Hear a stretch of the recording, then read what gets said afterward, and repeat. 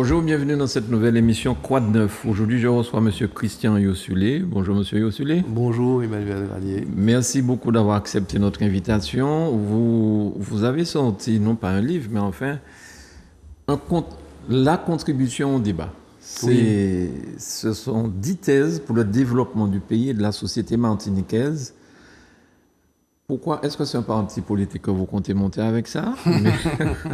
Mais ces idées... Qu'est-ce qui s'est passé, M. Yossulé, pour sortir ces 10 thèses? Alors, je vais vous avouer, le projet, en fait, pas pour tout de suite parce que je suis en train de travailler sur autre chose, mais je pense qu'il faut clarifier un certain nombre de choses sur la stratégie de développement de la Martinique, d'un pays. Je n'ai pas vu, je n'ai pas lu, j'ai lu beaucoup de choses, de plans, de programmes, d'actions, de plans d'action et tout. Intéressant d'ailleurs. Moi, je suis pas, vous savez, je suis pas partisan du tout ou rien, de jeter tout ce qui est dit à la poubelle. Ouais. C'est pas mon optique. Donc c'était ça, travailler sur ça, parce que ça me semblait manquer. Travailler sur la santé. Donc je ferai peut-être des thèses sur la santé. Je ferai peut-être des thèses sur l'éthique et la politique en Martinique. Je ferai peut-être des thèses sur on a bien besoin en Martinique. sur le syndicalisme, l'action sociale en Martinique. Ça me paraît important. Donc j'ai eu un débat dernièrement avec Eddie Marajo, que vous connaissez bien, oui. Et où ce problème-là s'est posé, de la multiplicité des plans qui sont produits. D'ailleurs, des travaux très importants qui ont été faits par le Congrès, que j'ai lus entièrement, les 160 propositions, plus des propositions de détail, qui me paraissent certaines très intéressantes. Mais je pense que ce qui nous fait défaut, c'est un débat public, y compris devant la population, sur, nous sommes un pays ou pas un pays, selon ce qu'on a en tête. Nous voulons développer ce pays-là, pas forcément sur des modèles qui nous sont proposés. Et donc, si nous voulons le développer, ça pose le problème de la société, quelle société nous voulons construire, et donc ça pose le problème de la stratégie. Et ce problème de la stratégie ne peut pas être simplement l'apanage de quelques dirigeants d'institutions quelles qu'elles soient. Il faut qu'il embarque la société martiniquaise. Et donc, ce que j'ai fait, c'est juste une contribution à ce débat-là. J'ai lu, par exemple, que la citoyenneté française a permis un certain alignement sur les normes européennes et gommer l'inacceptable misère post-esclavagiste qui sévissait encore en Martinique dans les années 50-60 du XXe siècle. Vous dites aussi, seul un aveuglement idéologique peut ignorer ces évolutions, ces faits. Néanmoins, il est clair que tout progrès doit se mesurer en termes relatifs, tant par rapport à soi-même, qu'aurions-nous pu faire de mieux ou autrement, que par rapport aux autres voisins, France et Europe, auxquels nous sommes statutairement rattachés. Vous n'avez pas peur d'être accusé, comme on a accusé Sarkozy en Afrique, lorsqu'il a dit que la colonisation emmenait du bien pour les Africains? Non, mais ça n'a rien à voir. C'est pas pareil, ça n'a rien à voir. Mais on ne peut pas nier, comme vous l'avez dit, ce que je viens de lire là, c'est votre écriture. Nous sommes statutairement attachés ressources énergétiques, production économique, commerce et marché, emploi et qualification de la main-d'œuvre, inégalité, pauvreté, programme éducatif et scolaire, santé et protection sociale, démographie, protection de l'environnement, nature, eau, habitat, espace industriel, pouvoir local, mémoire, culture, identité. Sur l'ensemble de ces points, le bilan est négatif. Que faire? Voilà, tout à fait. C'est-à-dire que, Sarkozy, c'est un négationniste et c'est quelque part, a tenu des propos racistes en disant que l'homme africain n'était pas entré dans l'histoire, alors que c'est l'homme africain qui est au départ de l'histoire. Oui. À plusieurs étapes d'ailleurs, oui, de l'histoire de l'homme, de l'humanité. Donc non, il s'agissait de bien poser le problème pour moi, c'est-à-dire de dire, nous sommes un pays, pour moi, nous sommes un pays colonisé, nous sommes sous administration française, il n'y a aucun doute.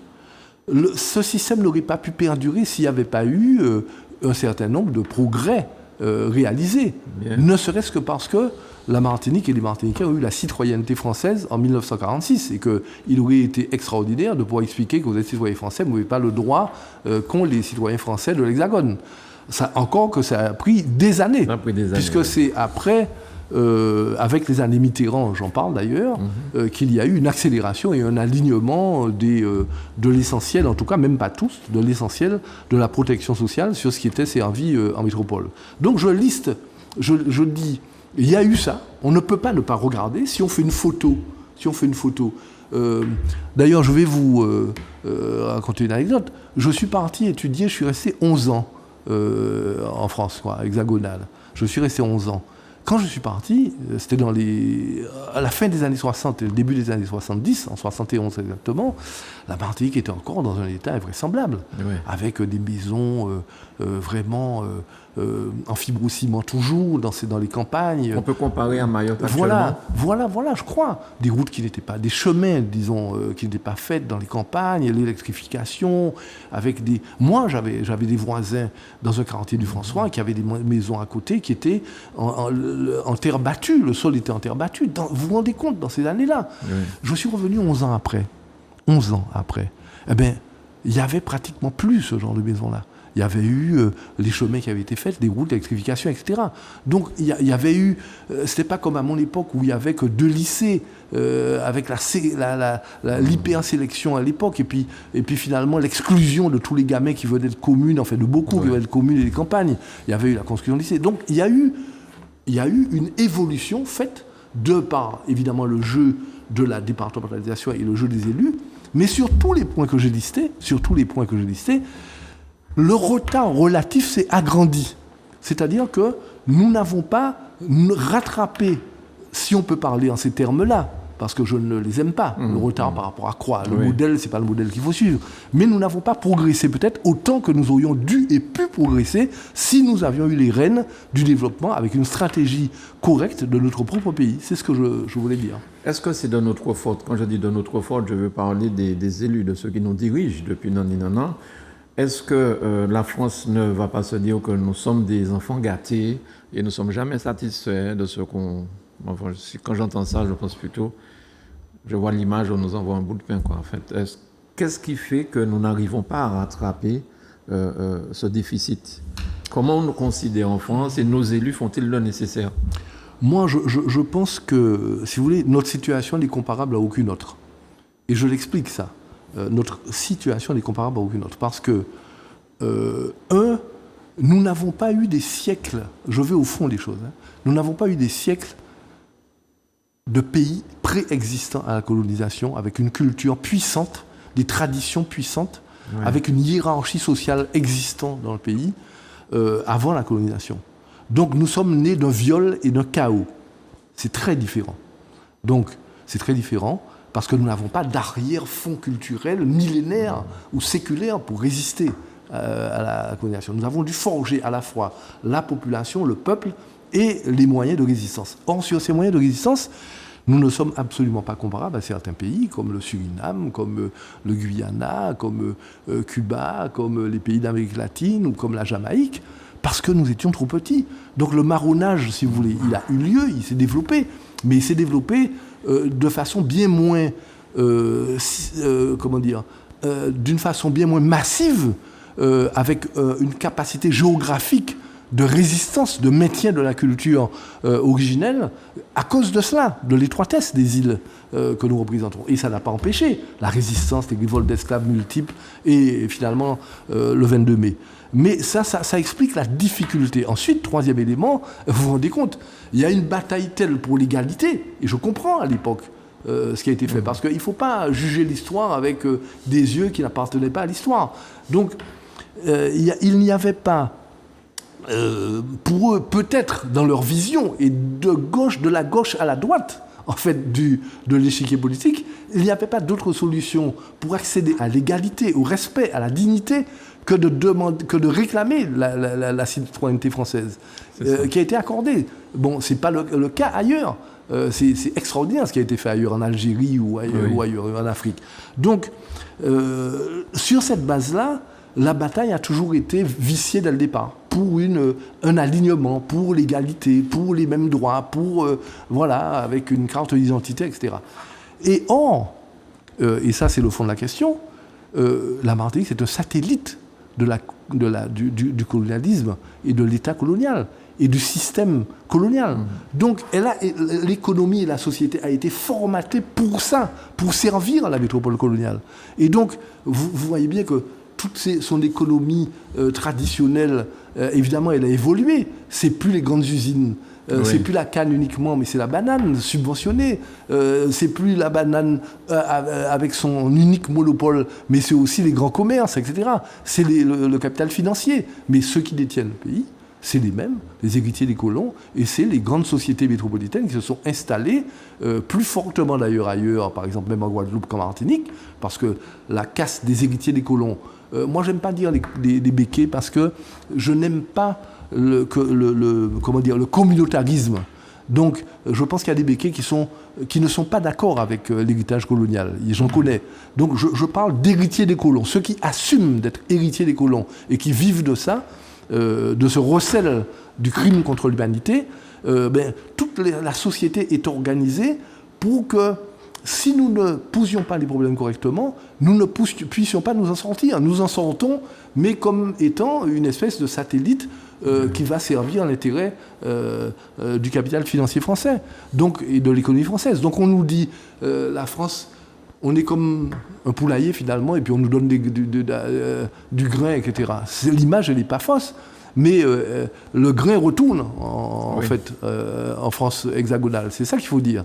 C'est-à-dire que nous rapportons, je pense, nous, quand je dis nous, la Martinique, la Guadeloupe, la Guyane, la Réunion, etc., rapportent plus à la France hexagonale que ceux que nous coûtons, que nous leur coûtons. Autant au plan économique qu'au plan géopolitique. On va dire. Alors vous dites aussi que certains baissent les bras, convaincus que le défi est trop lourd. Est-ce que c'est pour ça qu'attendent d'inertie de nos amis politiques, en fait, que nos hommes politiques en Martinique? Ils ont peur de relever le défi. Vous pensez que tout est immuable, plus rien ne peut changer? Alors, beaucoup pensent ça. Et d'abord, ceux qui profitent au maximum du système, quoi. Ils pensent que l'organisation actuelle est naturelle, le système actuel est naturel. On est des héritiers, mais c'est pas de notre faute. On est des dirigeants politiques de la France, donc on est des démocrates. Moi, je connais. J'ai fréquenté dans ma profession de près de très hauts, enfin les plus hauts responsables de l'administration française, et pas à droite de l'échiquier politique français, à gauche, dans leur vision qu'ils croient juste. Mais oui, c'est vrai, vous êtes Français largement avant l'Alsace et la Lorraine, etc. Vous êtes des Français, donc je ne comprends, certains ne comprennent même pas pourquoi il y a un ministère des DOM, et disent vous devriez avoir l'égalité parfaite, et voilà, donc ils fonctionnent à ce niveau idéologique d'assimilation. Oui. D'assimilation. Et donc pour eux, le système est naturel. Pour ceux qui sont ici, et des élus qui sont parfois, pour beaucoup de bonne foi, encore une fois, je vous ai dit, je ne suis pas, moi, partisan de la vision binaire de la société, du monde et de l'histoire. C'est beaucoup plus complexe que ça. C'est tout blanc ou tout noir, oui. Etc. Il y a des élus, pour les élus, c'est difficile, parce que la population a montré, à chaque fois qu'elle a été consultée, les résultats de vote.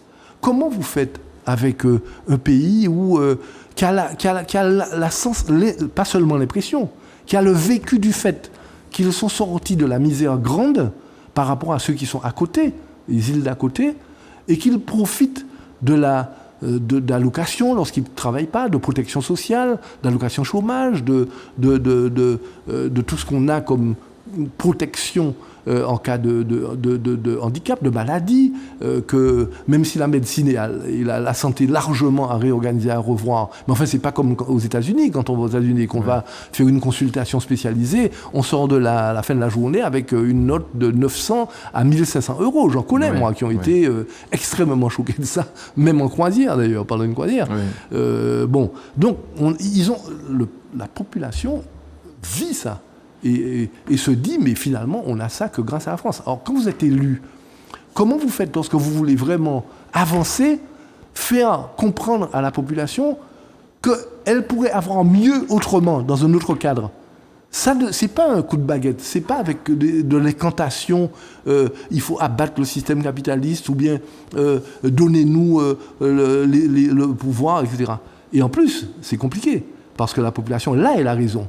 Elle dit, mais donnez le pouvoir à vous, qui êtes impliqués dans tant de scandales de corruption, tant de scandales financiers, tant de favoritisme, tant de népotisme et tout. La population, elle regarde, et comme elle n'a pas confiance, eh bien, elle s'abstient. Elle s'abstient de plus en plus, elle reste chez elle, elle commente. Alors les commentaires vont montrer partout, mais elle commente, voilà. Mais ils se demandent aussi comment ces gens-là restent en place quand même. Et c'est pour ça qu'ils sont dégoûtés. Parce qu'ils se disent, malgré l'abstention, on voit qu'il y a des gens avec 20-25% réussissent à passer. Écoutez, moi je dis, il ne faut surtout pas, non seulement, jeter l'anathème sur toute la classe des élus et tous les Martiniquais qui ont quelque responsabilité que ce soit. C'est extrêmement difficile. Donc, s'il y a preuve, s'il y a manifestation d'actes délictueux, de machin et tout, eh bien, ça doit être sanctionné. Voilà. Et la population, à la fin, c'est elle qui détient le pouvoir de sanctionner. Alors, vous dites aussi dans la thèse 1, la politique de développement intégré de la Martinique doit pouvoir s'appuyer sur l'identification de ses atouts naturels et sociétaux. Sur la situation géographique, vous dites que moyennant l'organisation des transports aériens et maritimes ciblés, la Martinique peut être en connexion avec en priorité la Caraïbe, les Amériques nord et sud, l'Afrique, l'Europe. C'est-à-dire qu'on deviendrait, comment on appelle ça, un hub international. Oui, c'est ça aussi. C'est-à-dire que je vais vous surprendre. Enfin, je parle d'anecdote, mais oui. Je suis allé, lorsque j'étais directeur général de l'ARS, je suis allé représenter dans une petite représentation la France à Washington dans un congrès de l'Organisation mondiale de la santé, région Amérique-Caraïbes, des Amériques-Caraïbes. Bon. J'ai donc dormi à Barbade. Et le matin, je devais reprendre mon avion très tôt le matin.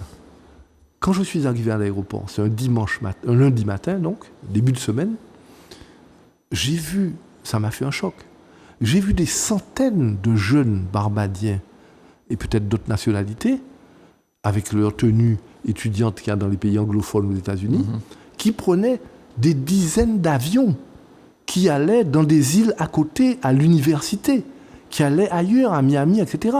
Ils sont connectés. Et donc, ils rentrent chez eux le week-end, ou lorsqu'il y a des congés un peu plus importants, mais ils sont connectés parce qu'il y a ce maillage qui est fait. En Martinique, qu'est-ce que nous avons ? Ça progresse, après ça régresse. Nous avons une seule réalité permanente, c'est ceux qui traversent l'Atlantique, et puis à des prix exorbitants, ceux qui vont en Guadeloupe et en Guyane. Scandale, où le prix du billet guyanais est plus important aujourd'hui que celui d'aller jusqu'en Europe. Oui. Donc, je pense que ça, c'est pas une petite affaire, parce que c'est à la fois un droit fondamental que celui du déplacement des populations et des individus, c'est un droit fondamental dans la démocratie, mais c'est aussi pour le développement économique. Si nous sommes en relation et que nous avons cassé l'obligation par divers moyens réglementaires, par des normes qui sont faites aux entreprises de respecter ceci, cela, etc., et qui nous obligent à ne travailler qu'avec la France et avec l'Europe, si nous avons les capacités de commercer à même niveau avec la Caraïbe, avec les pays comme le Brésil, comme l'Argentine, comme le Mexique, comme les États-Unis, etc., d'importer des matières premières, d'importer des biens à transformer qui viennent de ces pays-là, je pense que l'économie martiniquaise ne s'en portera que mieux. Vous avez raison de parler du prix des billets d'avion. Quand on regarde déjà, la France donne aux Corses pour la continuité territoriale beaucoup plus d'argent. Ils sont tout près en plus de la France. Absolument. Et nous, à 8000 km, on n'a pratiquement rien pour la continuité territoriale. Et depuis l'Ukraine, les prix ont augmenté de manière incroyable. De manière incroyable. Donc, effectivement, ça pose problème. Mais qu'est-ce qu'on peut faire ? Écoutez, justement, ça fait partie de la stratégie à développer. Ça doit être une priorité d'un pouvoir qui va évoluer forcément et qui se mettra en place et qui va exiger de plus en plus de moyens et de liberté pour permettre à notre pays de se développer. Et j'espère que cette vision-là sera partagée par les Guadeloupéens, les Guyanais, et puis peut-être les Réunionnais, pour mettre la pression et faire que la réglementation et voire la Constitution demain évolue pour nous permettre de satisfaire. Parce que la question, c'est quel est le critère déterminant? Est-ce que c'est la loi ou est-ce que c'est l'intérêt de la population? Et la loi s'adapte pour répondre et permettre que l'on réponde à l'intérêt de la population. Les élus sont là pour répondre aux intérêts de la population. Si les procédures, les normes, la réglementation, la législation freinent le développement et la satisfaction des intérêts de la population, eh bien, le rôle et le devoir des élus, c'est de se battre pour faire évoluer la loi et la réglementation. Alors, quand vous parlez de ça, ça me fait penser à certains bruits qui commencent à se faire entendre en France concernant Emmanuel Macron qui devrait pouvoir se représenter une troisième fois, alors que la Constitution ne le permet pas. Vous pensez que c'est réalisable ou pas? J'ai fait digression sur ça, mais... Bon, moi je crois que dans la vie, tout est possible. Mon expérience de vie m'a appris que tout est possible. Quand on croit qu'il y a des choses qui ne sont vraiment pas possibles, je vous dis, à ceux qui sont plus jeunes et qui m'écoutent, dans la vie, tout est possible, du meilleur comme du pire. D'accord. Donc, je pense que Emmanuel Macron, le président de la République française, parce que je suis, moi, pour le respect des personnes, quelles qu'elles soient, bon, par humanité, quoi. Bon, donc, il a fait assez de tort, me semble-t-il, à la société française et à la nôtre, évidemment, pour qu'il ne se représente pas. Mais tout est possible. S'il y a une coalition, que les choses évoluent et que, il en ait l'opportunité, il le fera. Vous croyez que si Macron peut se représenter légalement et qu'il est persuadé qu'il aura une alliance politique qui lui permettra de gagner au second tour, il ne le fera pas? Par contre, là, je pense que ça sera plus difficile. Parce qu'il a travaillé de telle sorte que ça a aidé le Front National. Et nous avons, nous, à nous préoccuper de ça. Parce que lorsqu'il y a eu le vote que l'on sait en Martinique pour le Front National, ça veut dire, quelque part, que nous n'avons pas compris qu'il y a un fossé entre l'idée élémentaire de démocratie bourgeoise, ou de démocratie, pas parlementaire, mais de démocratie occidentale, là, telle qu'elle est faite en Europe et en France, avec les gens d'extrême droite. Les gens d'extrême droite n'ont rien à voir avec ça. Ils veulent accéder au pouvoir en utilisant les leviers de la démocratie occidentale, mais pour avoir une politique, après, populiste, qui nous sera extrêmement défavorable, tant au plan économique que sociétal, avec une ségrégation invraisemblable que nous n'avons jamais connue. Est-ce que ça ne devrait pas interpeller? Ça veut dire aussi, peut-être, M. Yossuli, que les autres ont échoué. La gauche, la droite ont échoué depuis très longtemps. Et ils se disent, pourquoi pas essayer là, comme ils ont fait aux États-Unis avec Trump. Alors, c'est peut-être là aussi, il faut qu'on se réveille, qu'on se dise, il ne faut pas que ça se passe, donc il faut qu'on fasse mieux. Bien sûr. Moi, je pense qu'ils ont des responsabilités. Lorsque Hollande a crié sur tous les trois, mon adversaire, c'est la finance, et qu'il s'est couché au pied de la finance peu après son arrivée à l'Élysée, et qu'il n'a même pas été en mesure, par peur d'avoir la plus grande honte de sa vie, de se représenter, parce qu'il était autour de 14% à peine, en fait, d'opinion favorable qui lui proposait de se représenter. Bon, lorsque vous avez que la gauche la gauche française a donné cet exemple de la social-démocratie, en fait, de faire le jeu du capital une fois qu'elle arrive au gouvernement, confondant gouvernement et pouvoir d'ailleurs, et qu'elle n'a pas osé prendre les quelques mesures qu'il aurait fallu pour, je sais pas moi, régler le problème d'abord de l'emploi des jeunes, de la formation, régler le problème du logement, enlever tous ces SDF de la rue à Paris, accueillir autrement les immigrés. Bref, il y avait 1000 choses à faire du point de vue des idées de liberté que doit respirer la gauche, qu'il n'a pas faite. Et donc, c'est pas la droite, elle fait son boulot. Et Macron a montré qu'au départ, évidemment, il était entre les deux, soi-disant, mais on ne peut jamais être entre les deux. Donc, très rapidement, l'ensemble de ces mesures ont été des mesures libérales. D'ailleurs, je crois que Macron, son ADN, c'est le néolibéralisme. Et le néolibéralisme, c'est le peuple est arriéré, le peuple ne va pas aussi vite que doit aller le développement de la société du point de vue économique, technologique, etc. et tout ça. Et donc, il faut éduquer le peuple à suivre les experts, c'est le gouvernement des experts. Et donc, Macron estime que c'est à eux de décider d'orienter la société dans l'intérêt de ce néolibéralisme et pas dans l'intérêt de la population française. Alors, le temps est terminé, mais je voudrais juste quand même dire quelque chose sur ça. Voilà, vous parlez dans la thèse 8, vous dites il faudrait une compensation réparatrice versée sur une durée à définir, restaurant la matérialité du travail gratuit extorqué à nos ascendants esclavagisés et agrégeant des éléments ci-dessous. Le coût du travail gratuit sur 213 ans, la restitution des indemnités versées aux colons de l'abolition, oui, et une pénalité mémorielle compensant l'immatérialité des travaux et des conséquences en chaîne. Malsa se bat depuis près de 20 ans avec ça, la réparation. Il se bat pour la réparation. Il se bat pour la réparation.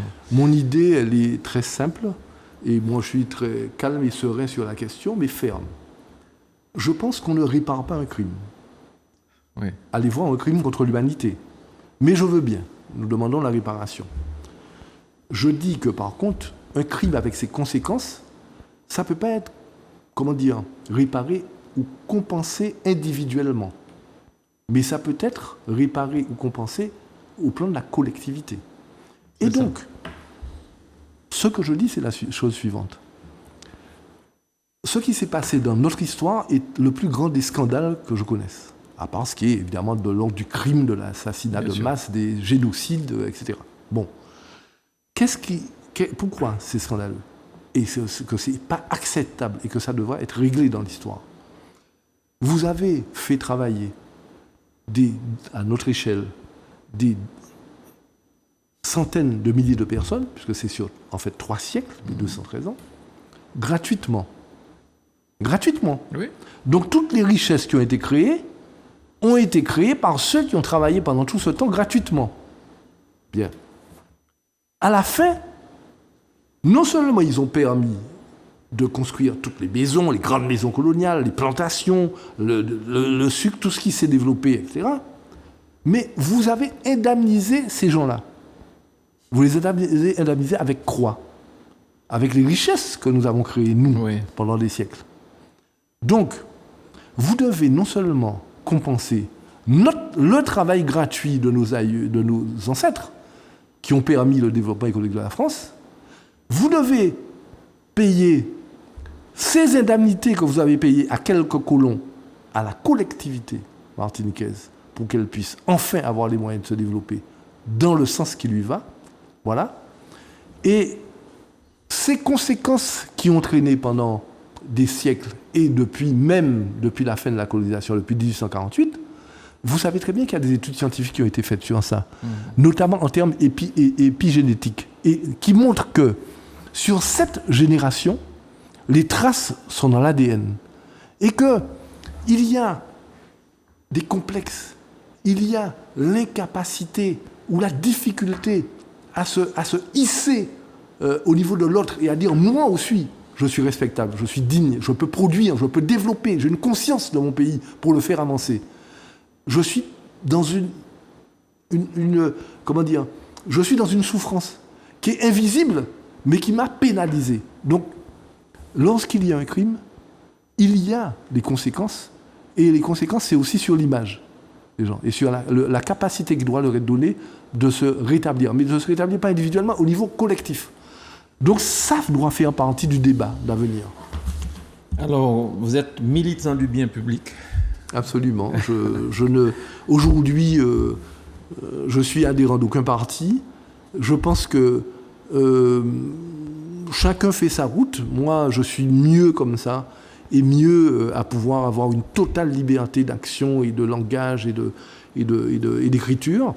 eh bien, je vais me consacrer à ça pour faire de la transmission et puis essayer d'influencer le débat sur l'avenir de la Martinique. C'est vrai que vous avez quitté le PPM ce mois de juin. Vous n'êtes plus militant au PPM. J'ai envoyé une lettre qui est connue, je pense, de tous. À ma grande surprise, elle a été dans la presse, ça va vous surprendre, mais 15 minutes après que je l'ai envoyée à 5-6 personnes. Donc je n'ai pas de commentaire à faire.